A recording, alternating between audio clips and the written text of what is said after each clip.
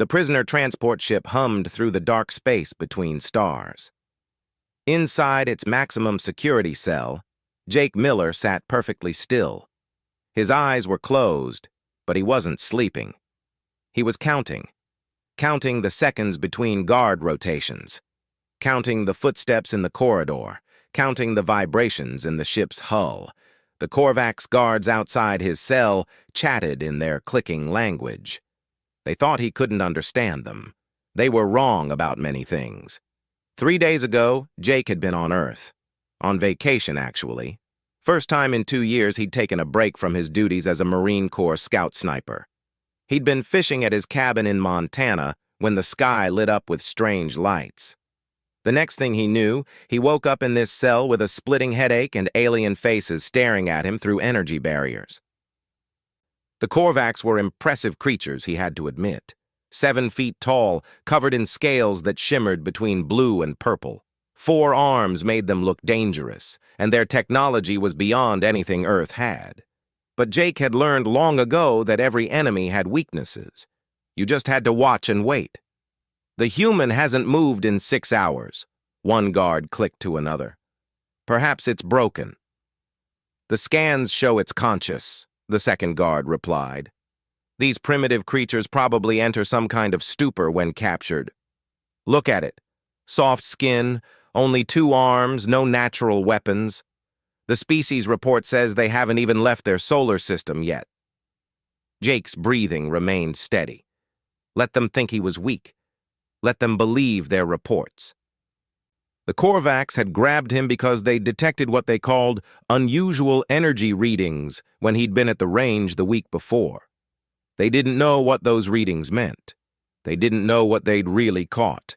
20 years of service had taught Jake patience. 15 confirmed kills in 3 different wars had taught him precision. But it was his grandfather's stories that had taught him the most important lesson. Always let your enemy underestimate you. The ship shuddered slightly. Jake's eyes opened a fraction. That wasn't normal. He'd memorized the ship's rhythm over the past 3 days. This was something different. Alert status, a voice crackled over the communication system. Proximity warning, unidentified vessels approaching. The guards outside straightened, their casual posture shifting to alertness. Jake watched through barely open eyes as they checked their weapons, some kind of energy rifles that looked like they could punch through tank armor. Probably just debris, one guard muttered. But Jake could hear the nervousness in the clicks and whistles of their speech. Another shudder, then another. The lights flickered. "That's not debris," the second guard said, raising his weapon. An explosion somewhere in the ship sent vibrations through the floor. The lights went out completely for a second before emergency power kicked in, bathing everything in a dim red glow. Jake slowly stood up, stretching like he'd just woken up. The guards glanced at him but quickly returned their attention to the corridor. Whatever was happening, they considered it a bigger threat than one captured human.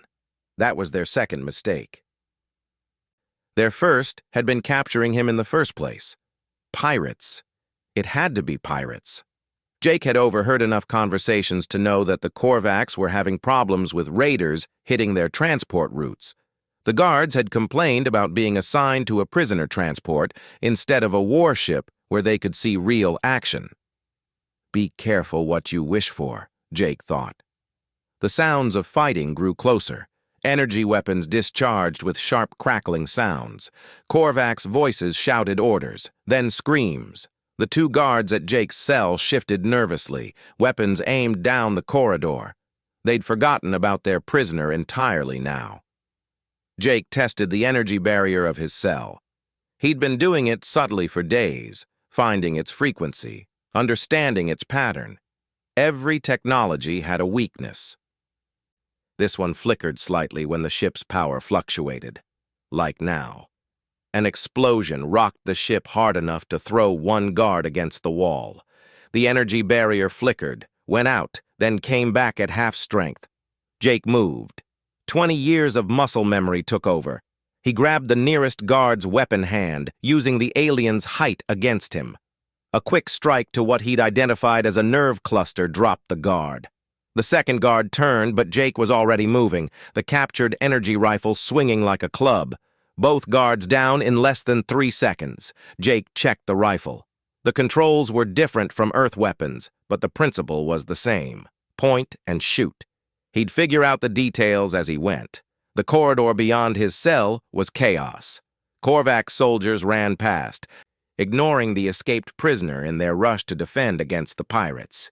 Jake blended into the shadows, moving with practiced stealth. He needed information, a layout of the ship, location of escape pods, maybe communication equipment to send a signal to Earth, though he doubted anyone would believe him. A Korvax officer stumbled around the corner, purple blood leaking from a wound in his side. He saw Jake and raised his weapon, but his injuries made him slow. Jake's rifle spoke first. The energy beam caught the officer's center mass, dropping him instantly. "Efficient," Jake muttered, examining the weapon with new respect. The officer's uniform had what looked like a data pad. Jake grabbed it, hoping it might have ship schematics. The screen lit up at his touch, displaying symbols he couldn't read, but maps were universal. Corridors, rooms, and what looked like escape pod bays. More explosions. The ship listed to one side. Whatever pirates were attacking, they were doing serious damage. Jake moved through the ship like a ghost. His bare feet, they'd taken his boots, made no sound on the metal floors. When he encountered Korvax soldiers, he avoided them. When he met pirates, a mix of different alien species, he eliminated them. No sense in trading one captor for another. He found a storage room and liberated some equipment. The boots didn't fit right, designed for Korvax feet, but they were better than nothing. A utility belt with tools he didn't recognize, what looked like emergency rations. And most importantly, a communication device that seemed to work independently of the ship's systems. The fighting was dying down. Either the Korvax were winning or the pirates were. Either way, Jake needed to move fast. According to the map, the nearest escape pod bay was 2 decks down. Jake made his way there, avoiding 3 firefights and 2 hull breaches. The Korvax had built their ship well, but the pirates had come prepared. The escape pod bay was empty except for 2 dead guards. Jake checked the pods. Most were damaged or already launched. One remained functional. He was programming what he hoped was a course away from the battle when footsteps made him spin around, rifle raised. A pirate stood in the doorway. Not just any pirate. This one looked like a leader, scarred, heavily armed, and wearing what appeared to be trophies from various species, including what looked disturbingly like human dog tags. The pirate said something in a language Jake didn't understand. When Jake didn't respond, the pirate switched to broken Korvax. "Human! Valuable! Come! No fight!" Jake's finger found the trigger. "No thanks," the pirate laughed. "Stupid human, primitive, weak. You come or you die." Jake smiled for the first time in 3 days. "Primitive. I keep hearing that word." The pirate raised his weapon. Jake was faster. The energy beam took the pirate in the head, dropping him before he could fire, but the shot attracted attention. More pirates appeared in the doorway. Jake dove for cover as energy beams filled the air where he'd been standing.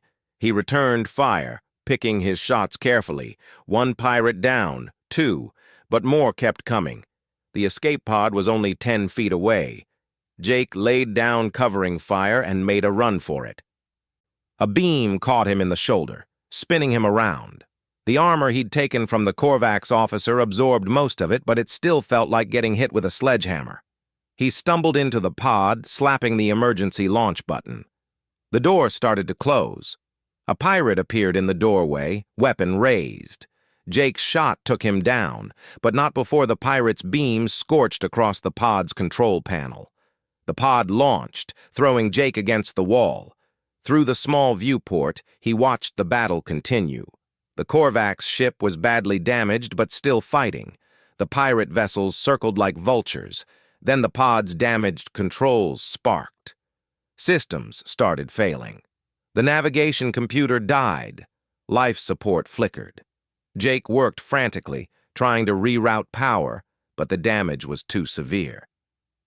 The pod spun through space, dead in the water. Jake checked his supplies. Maybe 3 days of air if he was careful. The emergency beacon was working, but who would answer? The Korvax who'd captured him? The pirates who wanted to sell him? Someone worse? He settled back in the pilot's seat, rifle across his lap. Whatever came next, he'd be ready. He'd survived worse odds in Afghanistan, in Syria, in places the American public never heard about. Space was just another battlefield. The enemies looked different, but the rules were the same. Stay alert, stay alive, and never let them see you coming. The pod drifted through the void, its single occupant waiting with the patience of a predator. Jake Miller, United States Marine Corps scout sniper, was a long way from home, but he was still in the fight. Hours passed. The air grew thin. Jake dozed fitfully, always keeping one hand on his weapon. His shoulder ached where the energy beam had caught him, but he'd had worse. A proximity alarm woke him. Something was approaching. Jake checked the scanner.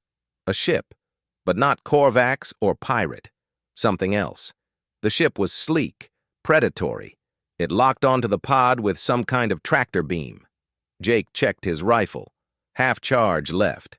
Not much, but it would have to do. The pod shuddered as it was drawn into the larger ship's bay. Jake positioned himself behind the pilot's seat, rifle aimed at the door. Whatever came through was getting a warm welcome. The door hissed open.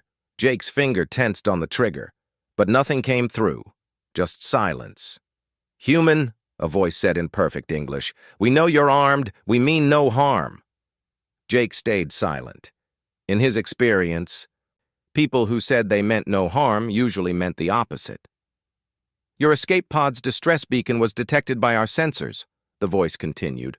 "We're salvagers. We couldn't help but notice the battle. Quite impressive, taking down those pirates." "Who are you?" Jake asked, not moving from cover. "My name is Vex. I represent a consortium of free traders. We're always interested in meeting capable individuals." Jake almost laughed.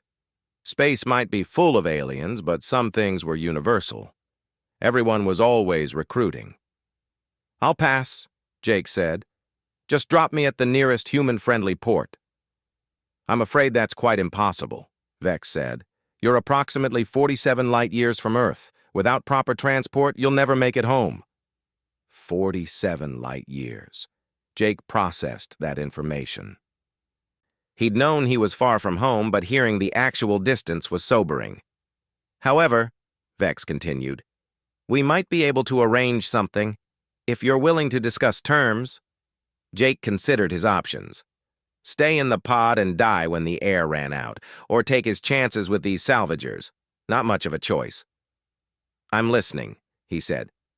"Excellent. Would you mind lowering your weapon?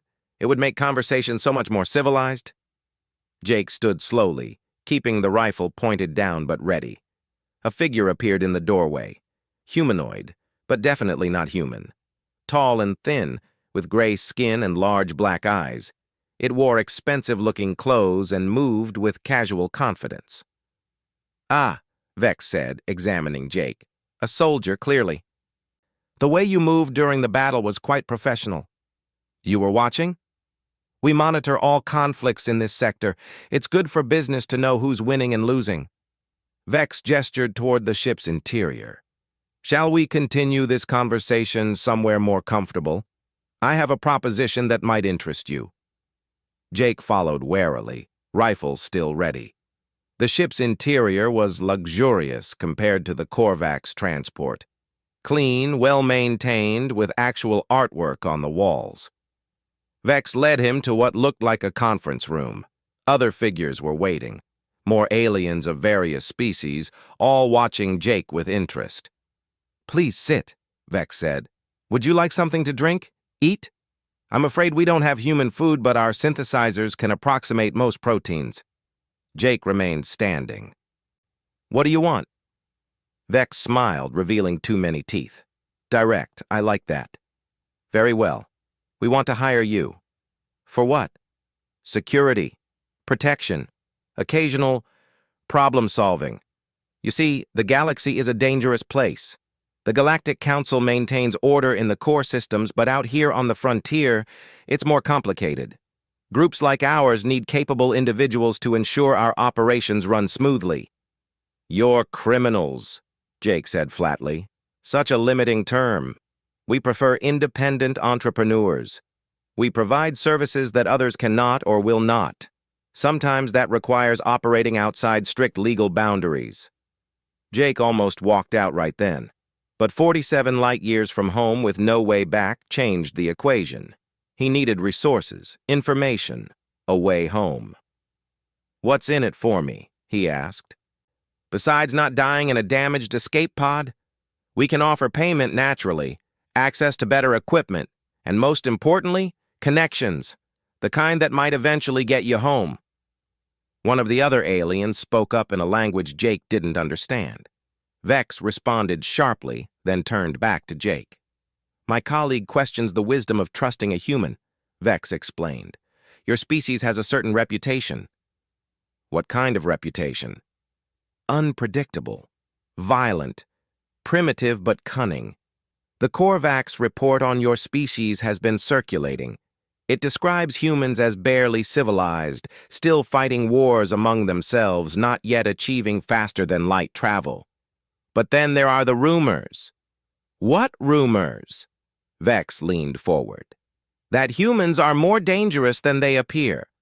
That your military forces, while technologically inferior, are remarkably effective. That capturing a human soldier is considered either very brave or very foolish, depending on the outcome." Jake kept his expression neutral. "Let them wonder."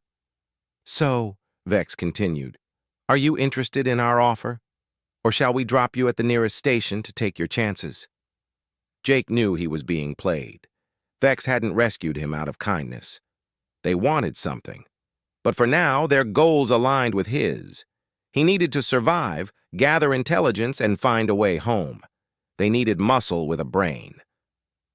"I'll consider it," Jake said. "On 3 conditions. Vex's smile widened. "Negotiating already. Please continue." 1. I'm not killing innocents. You want security? Fine. You want an assassin? Find someone else. Acceptable. We have standards, despite what you might think. 2. I want full access to your information networks. Anything about Earth, human captures, or ways to get home. That can be arranged within reason. 3. I work as a contractor, not an employee. I choose which jobs to take. And if I find a way home, I'm gone. No obligations. Vex considered this. The other aliens muttered among themselves. Finally, Vex nodded.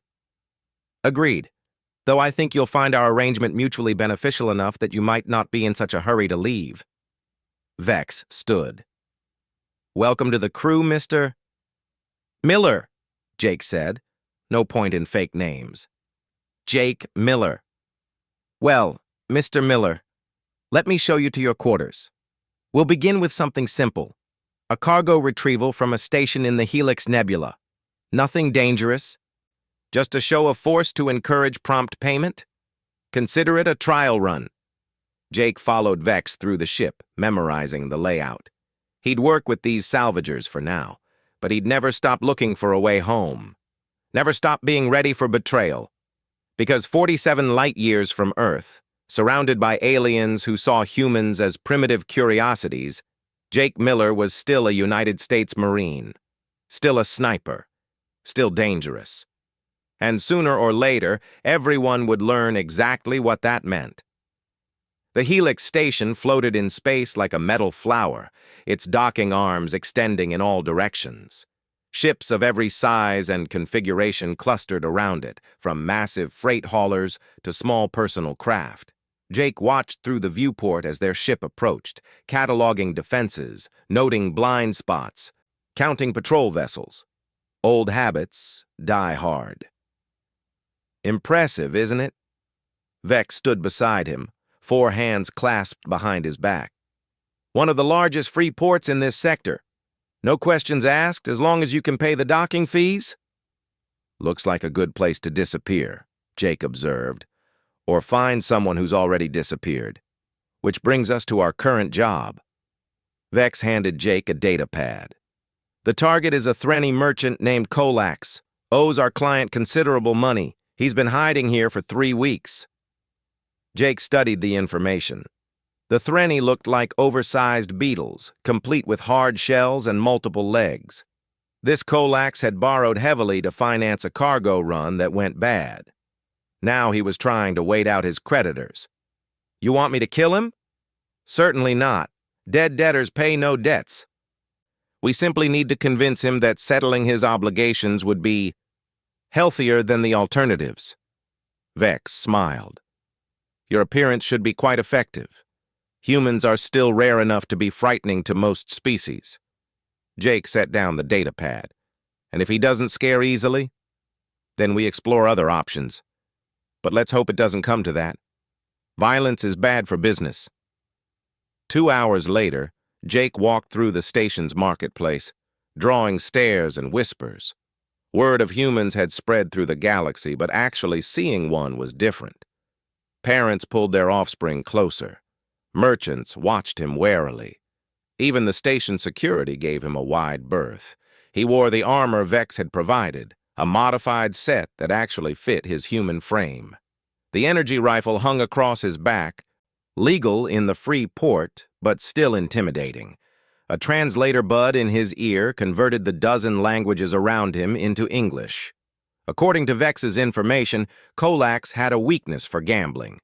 The station's lower levels hosted several establishments where credits could be won or lost.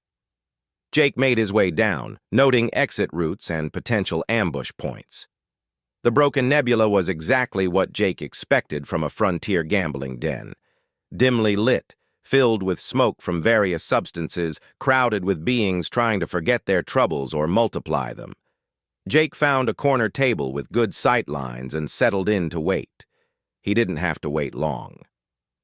Colax entered an hour later, trying to look inconspicuous and failing miserably. The Threnny's shell showed signs of stress, cracks that hadn't been properly treated, a dull color that suggested poor nutrition.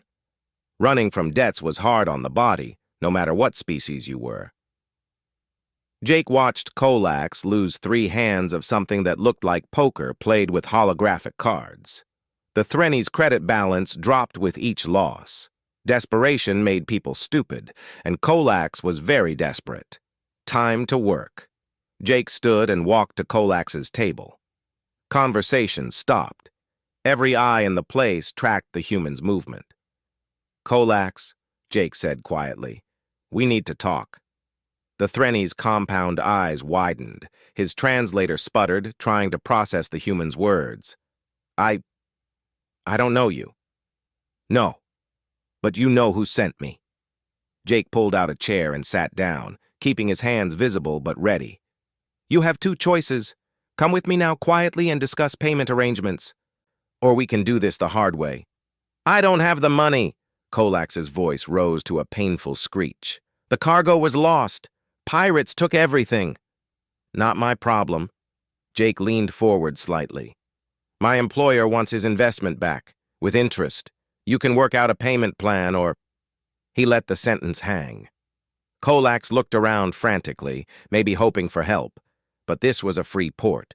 Nobody interfered in business disputes. The other gamblers had already moved away, not wanting to be caught in potential crossfire. Please, Colax whined. I need more time. Just a few more days. I have a deal coming through. No more time. Jake stood. Let's go. That's when everything went wrong. 4 figures burst through the entrance, weapons drawn. Not station security, these were professionals. Mercenaries, from the look of their matched armor and coordinated movement. They spread out, covering angles like they'd done this before. Nobody move! The leader, a reptilian Sauran, swept his rifle across the room. We're here for the Threnny. Anyone interferes, they die. Competing creditors. Jake almost smiled. This job just got more interesting. The Sauran noticed Jake and did a double take. A human? Here? He barked something in his native language, and his team shifted positions, two of them focusing on Jake. Back away from our target, primitive. There was that word again. Primitive. Jake raised his hands slowly, as if surrendering. The mercenaries relaxed slightly. Just another human, probably a hired thug with no real training. Easy to handle. I'm just here for a drink, Jake said mildly. No trouble from me. The Sauran gestured with his rifle. Then sit down and stay quiet. Jake sat. The mercenaries moved toward Kolax, who was practically vibrating with fear. One of them produced restraints.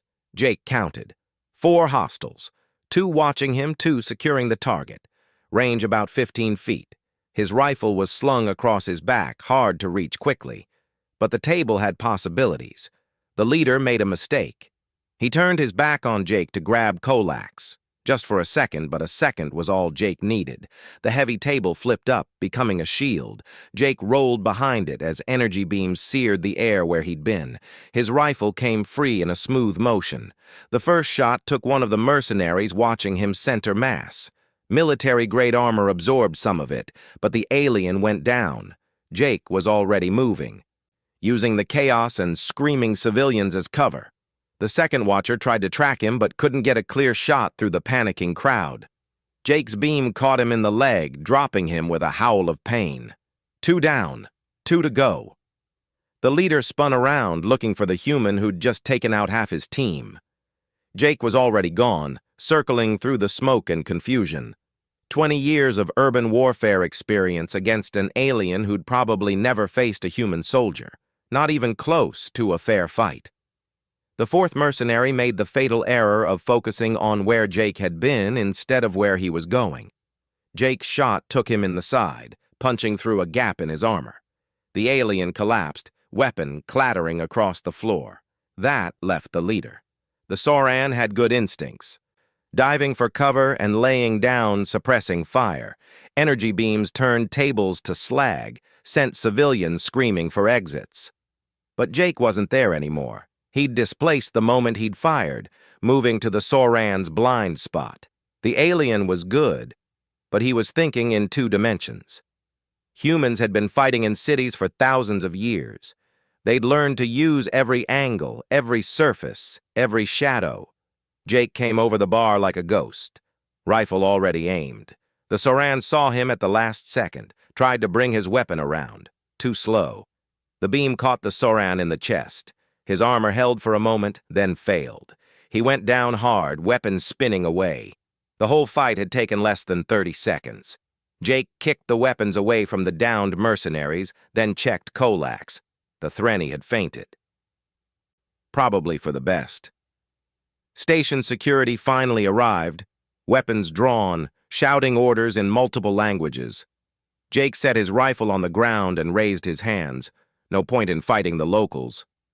Self-defense, he said calmly. They shot first. Plenty of witnesses.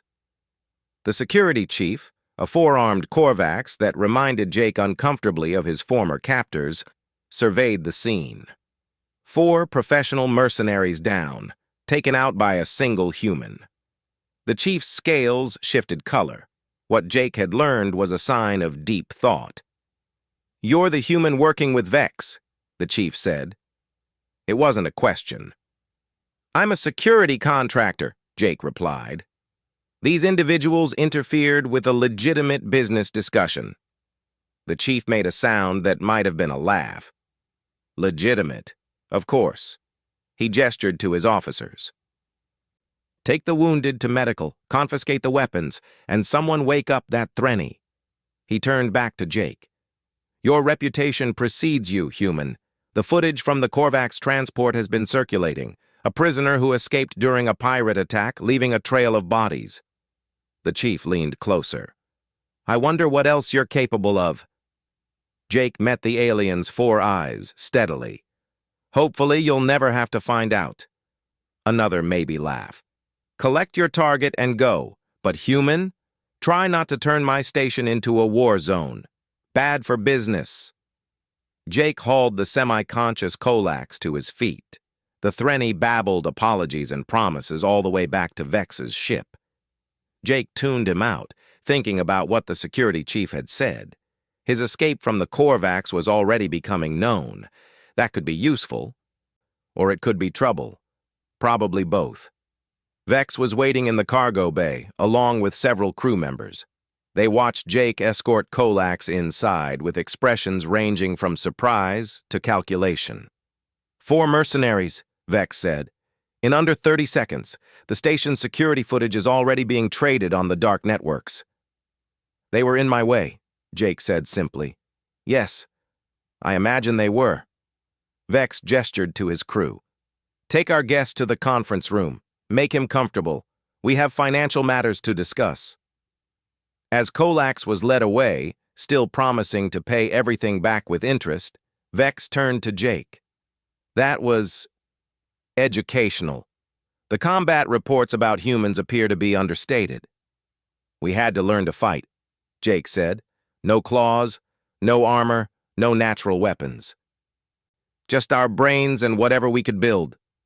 Evolution through conflict. Fascinating. Vex started walking toward the bridge. Your performance has raised your value considerably. I have another proposition for you. Here it comes, Jake thought. The real job. The gambling den had been a test. There's a facility in the Quran system, Vex continued. A research station studying pre-FTL species, very secret, very secure. My sources indicate they recently acquired some interesting specimens. Let me guess. Humans. 3 of them, to be precise, grabbed from different parts of your world. The researchers are trying to understand human adaptability and combat effectiveness. Vex stopped at a viewport looking out at the stars. Retrieving them would be challenging. The station is run by the Hegemony. Jake knew that name. The Hegemony controlled a large section of the galaxy, ruled by a species that considered themselves superior to all others. They had the technology to back up their arrogance. Why do you care about captured humans? I don't, but you do. And the Hegemony has something I want. Help me get it, and I'll help you rescue your people. Vex smiled. Consider it mutual benefit. Jake weighed the offer. 3 humans in alien hands, being studied like lab rats. He couldn't leave them there. But this was also clearly a trap of sorts. Vex was using Jake's humanity against him. What's your real angle? Jake asked. The research station has developed new shield technology, revolutionary stuff, worth a fortune to the right buyer. You help me acquire the specifications, I help you save your fellow humans. Everyone wins. Except the Hegemony.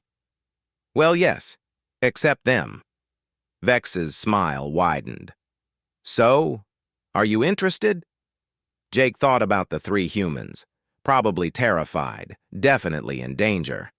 He thought about the technology that kept humanity trapped in one solar system, while the rest of the galaxy moved freely among the stars. He thought about 47 light years and the long journey home. I'll need more information, he said. Station layout, security details, extraction plans. Of course, I'll have everything sent to your quarters. Vex paused. Oh, and Mr. Miller, that thing you did in the gambling den, turning the table into a shield? None of the combat footage I've seen showed humans doing that. Improvisation in the moment? Quite remarkable. Jake shrugged.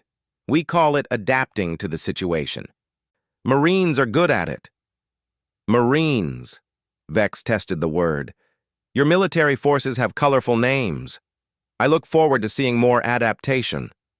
As Jake headed to his quarters, he wondered what he'd gotten himself into. A rescue mission into a heavily defended research station run by the galaxy's most arrogant species. His grandfather would have called it a suicide run. But his grandfather had also said something else. Marines don't leave anyone behind.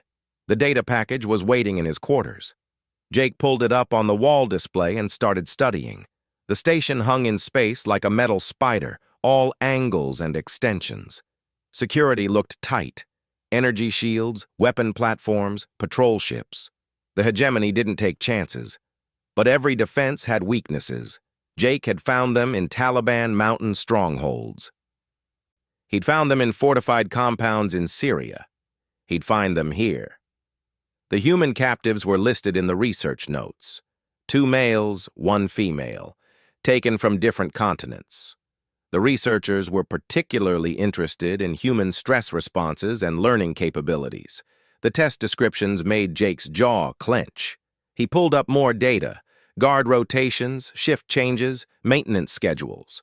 Slowly, a plan began to form. It was risky, probably crazy, but possible. Jake smiled grimly. The hegemony thought they were studying primitive humans, learning their weaknesses. They were about to get a different kind of education. A knock at his door interrupted his planning. Jake opened it to find one of Vex's crew, a 6-legged insectoid whose name he couldn't pronounce. "Message from Vex," the alien said. "We've received intelligence that the hegemony is planning to transfer the human specimens to a more secure facility. If we're going to act, it needs to be within the next 72 hours. 3 days. Jake looked back at the station schematic. 3 days to plan and execute a raid on one of the most secure facilities in the galaxy. "Tell Vex I'll be ready," Jake said. The insectoid left. Jake returned to his planning, mind already working through scenarios. The hegemony had technology, numbers, and home field advantage. But Jake had something they didn't expect: 20 years of special operations experience, a sniper's patience, and the absolute determination to bring those people home. The galaxy thought humans were primitive, weak, easy prey. Time to teach them different. Jake pulled up the station plans again, marking entry points, plotting approaches. Somewhere in that metal spider, 3 humans were counting on rescue they didn't even know was coming. They wouldn't be disappointed. The hegemony had made a critical error. They'd captured humans thinking they were taking specimens. But humans weren't specimens. They were survivors, fighters, and they had something no amount of advanced technology could match. They had each other. Jake began making equipment lists. He'd need specific gear, some of which might be hard to acquire. But Vex had connections, and Jake had proven his worth.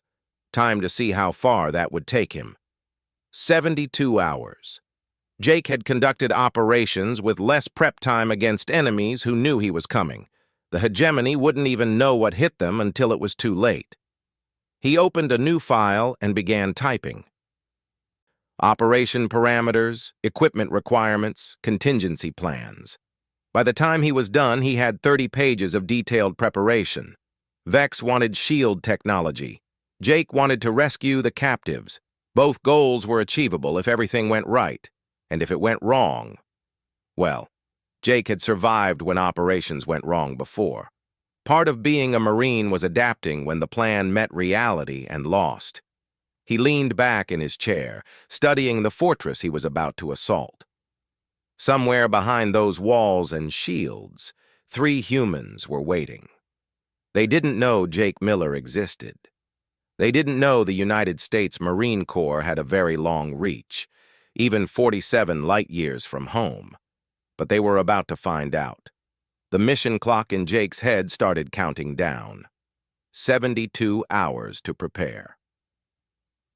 Then the hegemony would learn what one motivated human could do with the right tools and the wrong attitude. Jake smiled. It wasn't a pleasant expression. Class was about to be in session. The maintenance shuttle drifted toward the hegemony research station like a piece of space debris. Inside, Jake checked his equipment one final time. The modified maintenance suit hid his human shape reasonably well, though he'd had to adjust the limb proportions to match the 4-armed Korvax workers who serviced the station. "Remember," Vex's voice crackled through the comm, "you have 40 minutes before the next maintenance crew is scheduled. After that, they'll know something's wrong." "Copy that." Jake sealed the helmet, watching the station grow larger through the viewport. The facility looked even more imposing up close. Shield generators hummed with barely contained energy. Weapon turrets tracked passing vessels with mechanical precision. But Jake had spotted the weakness in their defense. The hegemony were so confident in their shields and weapons that they'd grown complacent about physical security. The maintenance ports were barely monitored. After all, who would be stupid enough to attack a hegemony facility? A human would. Specifically, a Marine sniper who'd spent years infiltrating positions everyone said were impossible to breach. The shuttle docked with a soft thump. Jake waited for the pressure to equalize, then opened the hatch. The maintenance bay was empty, just as the schedule had indicated. Shift change had been 20 minutes ago. The next patrol wouldn't come through for another 15. Jake moved quickly but carefully through the corridors, following the route he'd memorized. The maintenance workers he passed barely glanced at him, just another Korvax doing routine service. The suit's false arms moved convincingly with each step. He reached the first security checkpoint. 2 guards, both from the hegemony's warrior caste, 7 feet tall, covered in natural armor plating that could stop most small arms fire. Jake had studied their weak points, joints, eyes, the soft tissue under the jaw. But fighting wasn't the plan. Not yet. Jake presented the forged maintenance credentials. One guard scanned them while the other watched Jake with the bored attention of someone who'd stood too many watches. The scanner beeped green. They waved him through. The research section was deeper in the station, past 2 more checkpoints. Jake maintained the steady pace of a worker who belonged there. Confidence was 9/10 of infiltration. Act like you're supposed to be there, and most people won't question it. The 3rd checkpoint was different.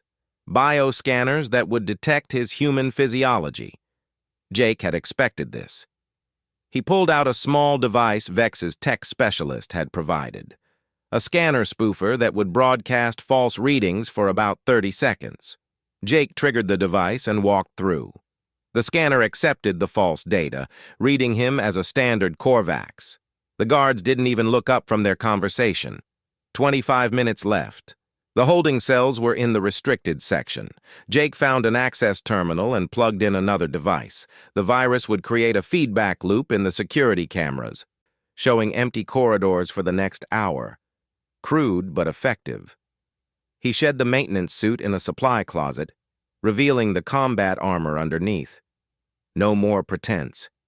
Time to be what he really was, a hunter in enemy territory. The first guard outside the holding cells never saw him coming. Jake dropped from a ventilation grate, driving an armor-piercing blade between the armor plates. The guard fell silently. Jake dragged the body into an alcove and kept moving. 3 more guards at the cell block entrance. Jake pulled a small sphere from his belt, a flashbang grenade modified with alien tech. The explosion of light and sound sent the guards reeling. Jake moved through them like death itself, precise strikes to vulnerable points, no wasted motion, no hesitation. In 20 seconds, all 3 were down. Jake grabbed a keycard and entered the cell block. The humans were in separate cells, energy barriers humming. Jake saw them and felt his anger spike. They looked bad, thin, bruised, with the hollow eyes of people who'd given up hope. 2 men and 1 woman, as the intelligence had indicated. One man was older, maybe 60s, with gray hair and a professor's bearing. The second man was younger, built like a linebacker, with prison tattoos visible through his torn shirt. The woman looked to be in her 30s, athletic build, watching Jake with sharp intelligence despite her condition. They all stared as Jake approached. A figure in alien combat armor wasn't what they'd expected to see. "Stand back from the barriers," Jake said in English. The 3 humans jumped at hearing their own language. The woman recovered first. "Who are you?" "Rescue party. We're leaving in 60 seconds. Jake started working on the barrier controls. The hegemony's technology was advanced, but Vex's tools were designed for exactly this kind of work. The first barrier fell.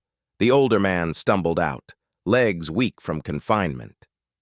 "I'm Dr. Marcus Webb," he said. "Biologist. They took me from my lab at Berkeley." "Jake Miller, Marines. Save the introductions for later." The second barrier fell. The big man came out swinging, reflexes still sharp despite captivity. "Roy Thompson," he growled. "Detroit, these alien assholes grabbed me right out of county lockup." The third barrier dropped. The woman stepped out carefully, testing her balance. "Sarah Chen, FBI," she said, "disappeared during an investigation in Seattle." She looked at Jake's armor. "Since when does the military have this kind of tech?" "They don't. I'll explain later. Right now we move." Jake handed each of them a small device. "Emergency beacons. If we get separated, trigger these. Someone will find you." He led them out of the cell block, weapon ready. 15 minutes left before someone noticed the missing maintenance shuttle. They made it 50 meters before the alarm started. "So much for 40 minutes, Jake muttered. "Stay close. Do exactly what I say." Red lights bathed the corridors. Hegemony warriors poured from side passages, weapons drawn. Jake pushed the humans into an alcove and opened fire. His energy rifle, modified by Vex's techs, punched through Hegemony armor like paper. "Holy shit," Roy breathed. "Where'd you learn to shoot like that?" "Fallujah, Kandahar, few other places." Jake dropped 2 more warriors. "We need to move, now." They ran. Jake led them through service corridors and maintenance shafts, using the route he'd memorized. Behind them, the sounds of pursuit grew louder. The Hegemony were bringing serious firepower. "Why are they so interested in us?" Dr. Webb gasped as they climbed another ladder. "Your test subjects," Jake explained, boosting Sarah up. "They want to understand human adaptability. Guess they got more than they bargained for." They emerged in a cargo bay. Jake's escape route, a captured Hegemony shuttle, sat 20 meters away. Between them and freedom stood a full squad of warriors. Jake did the math. 12 hostiles, 3 civilians to protect. Not good odds. "When I start shooting, run for the shuttle," he told the others. "Don't stop. Don't look back."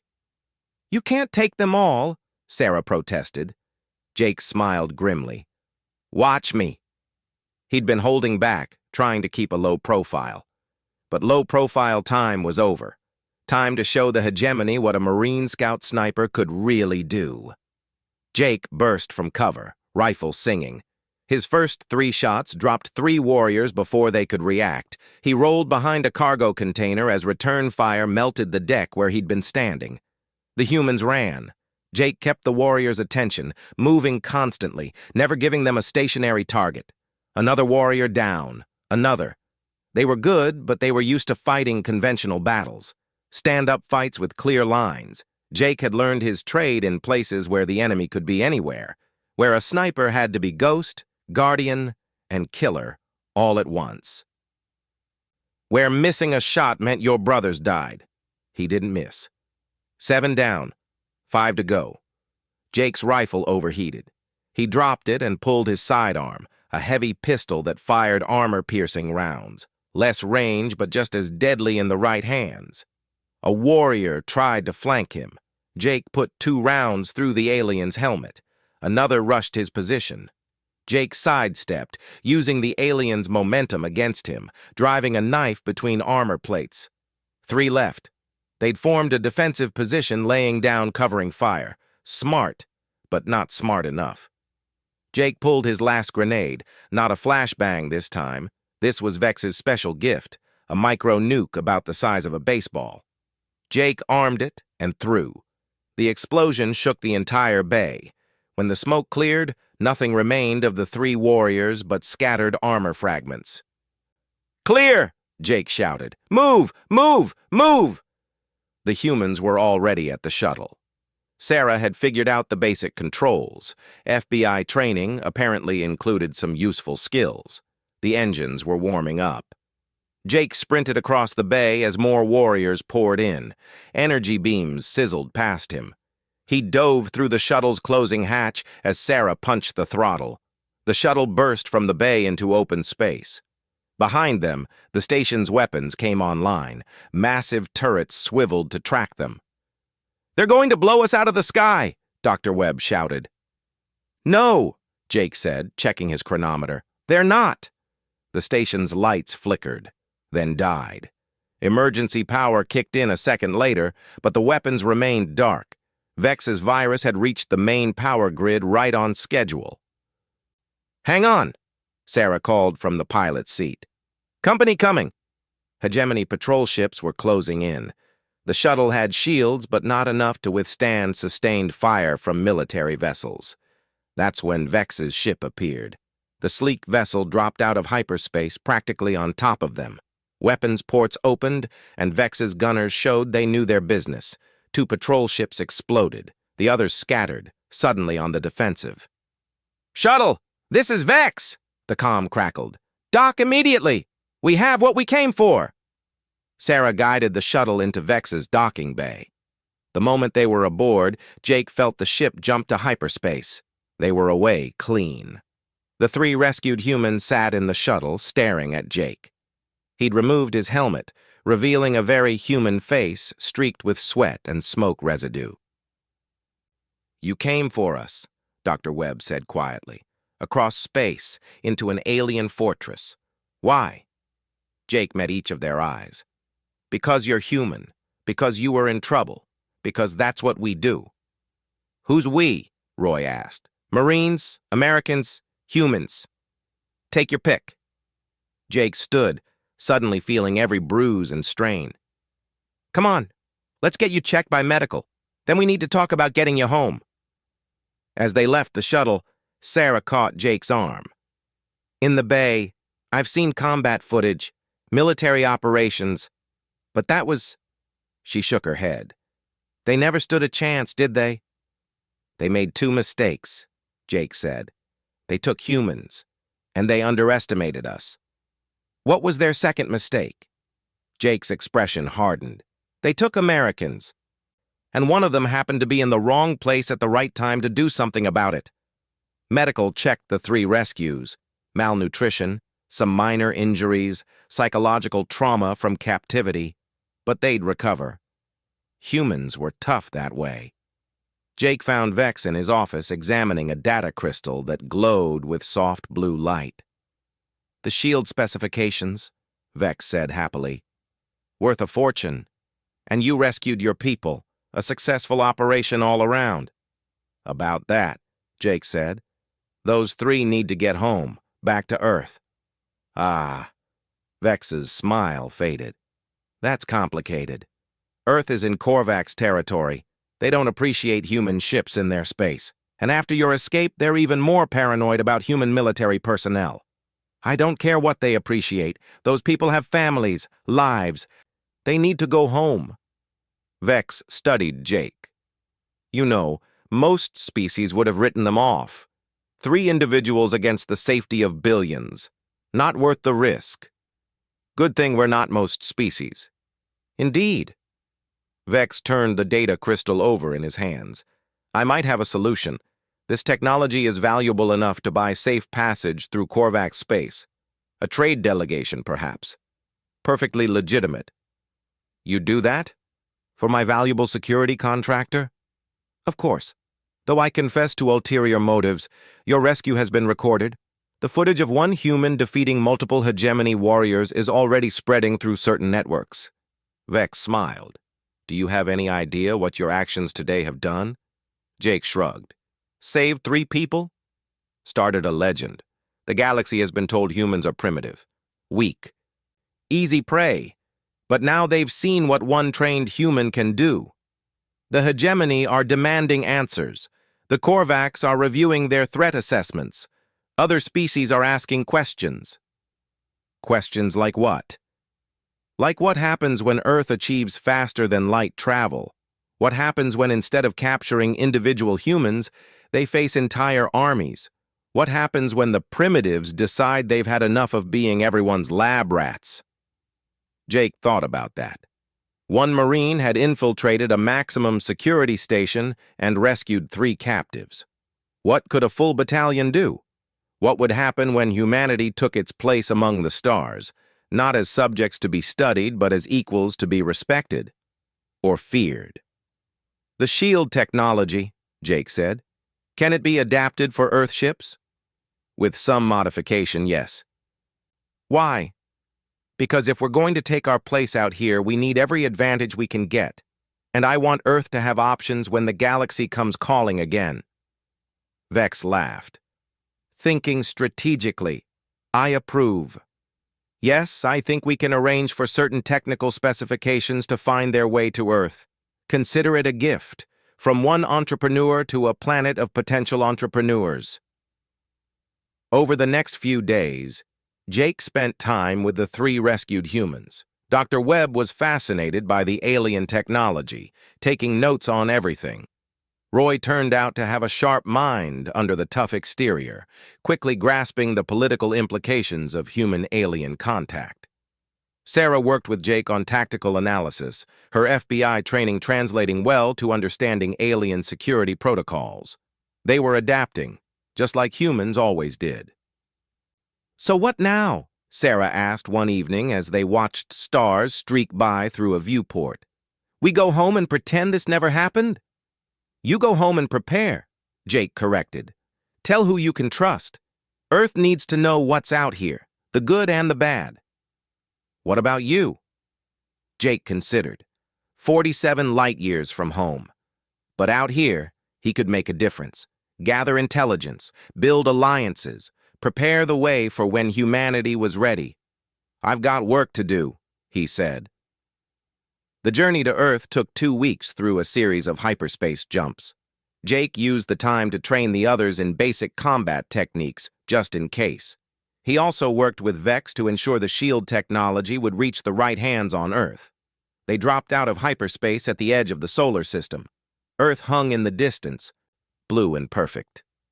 Home. "Beautiful," Dr. Webb breathed. "Yeah," Jake agreed. "She is." Vex had arranged everything. A small shuttle, emissions masked to avoid Korvac's patrols.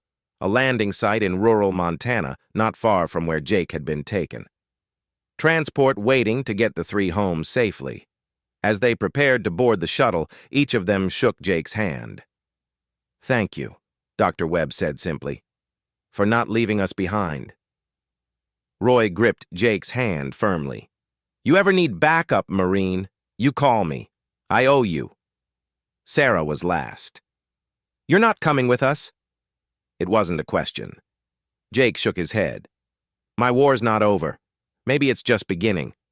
But you 3 have a job now. Prepare Earth, because they know about us now, and they'll be coming." "How do we prepare for something like that?" Jake smiled. "Same way humans always have. We adapt, we overcome, we survive, and when they come, we'll be ready." The shuttle launched. Jake watched it disappear into Earth's atmosphere, carrying 3 humans home with a story no one would believe. Yet, Vex appeared beside him. "Regrets?" "None. Just determination." Jake turned away from the viewport. "So, what's our next job?" "I have several options. The hegemony want you dead, of course. The Korvacs want you captured. Several criminal organizations want to hire you. You've become quite famous, Mr. Miller." "Good. Let them know humans are here. Let them know we're not prey." Jake headed for the bridge. "And let them know that Earth has defenders, even 47 light years away." 6 months later, a package appeared on the desk of the chairman of the Joint Chiefs. No return address. No delivery record. Just a data crystal and a note. From a Marine far from home, Semper Fi. The crystal contained complete specifications for shield technology decades ahead of anything on Earth.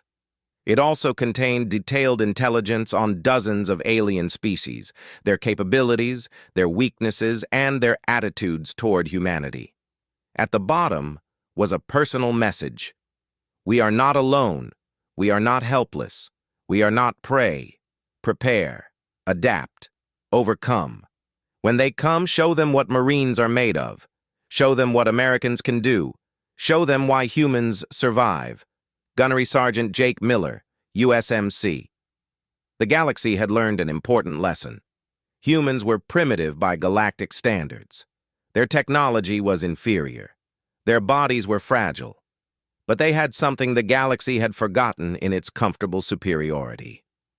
They had the warrior spirit, the refusal to quit, the ability to turn any situation to their advantage. They had Marines, and as any enemy of America had learned over the centuries, that made all the difference. Somewhere among the stars, Jake Miller continued his work. One human, one Marine, one sniper, making the galaxy safe for when humanity finally took its place among the stars, not as subjects or specimens, but as equals, as warriors, as survivors, as humans.